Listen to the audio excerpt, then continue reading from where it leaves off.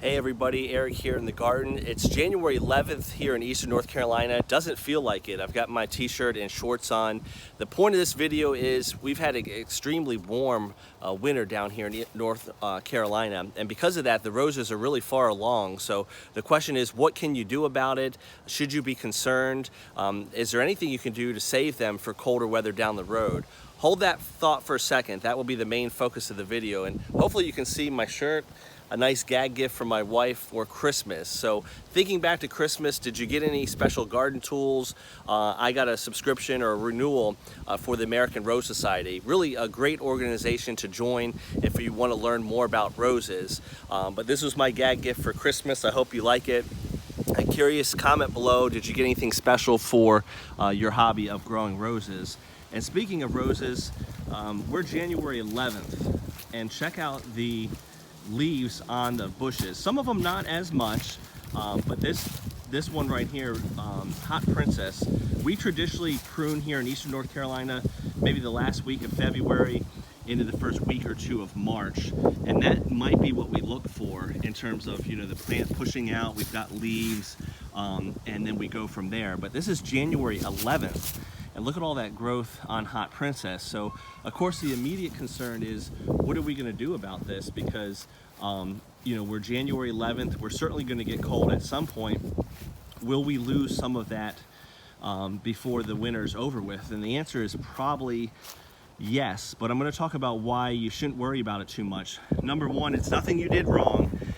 This climbing bush over here, I did not prune, it's pushing out.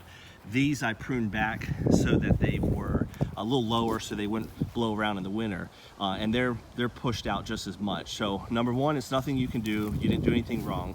Number two, it's nothing you can control.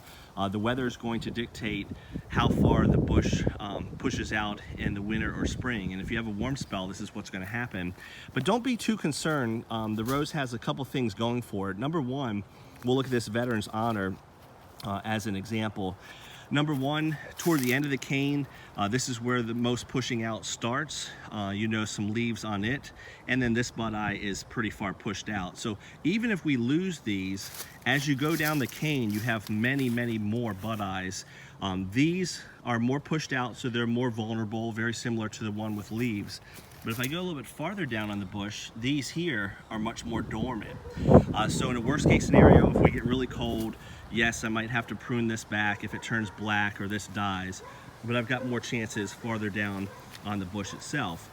In addition, each bud eye that you see, you might only see one here and one here that's pushed out. That's the terminal bud, but it actually has 3 chances on an individual bud eye, and I'll show you why. This is a beautiful example of this. Hopefully you can see it. I know with the camera sometimes it's a little difficult, but you have the main one in the center. That's the terminal bud, and then each one has 2 side buds. So the rose bush is kind of made to lose some of those if something bad happens. So all this growth you see on top, all those leaves, those are from the main terminal bud. Keep in mind it has 2 side buds. So in this case, let's say this middle one died, it has 2 more chances on either side. And again, even if those died, you just go prune back farther down the bush itself, and you'll be just fine. And here's another example. Again, we've got some leaves on top. We've got some bud eyes pushing out, but look at this one right here. It's very, very dormant, so that won't be as affected by the cold as something that's farther along. So in summary, it's warm. Enjoy the weather. Don't fret too much. I know it's kind of uneasy to see your garden this far along. This is January 10th, 11th, you know, first 10, 11 days of January, and we're looking like early March here based on the plan. Turn it into a positive. What you can do is a little light maintenance in the garden. I've got some weeds I've got to take care of. Much like the rose bush, they feel the warm weather and they're taking off. So take care of those. Utilize your time. Keep in mind you don't have as much to do in the winter in terms of consistent spraying or watering or fertilizing. So kind of tackle these tasks while they're small. These weeds aren't huge yet, but let's say I don't tackle them now and I wait until the spring, that will be covering the whole garden. So try to tackle those things now, nice and early as you can. The next video I'm going to cover something else you can be doing, soil test. I took a soil test in the fall and I need to adjust my pH.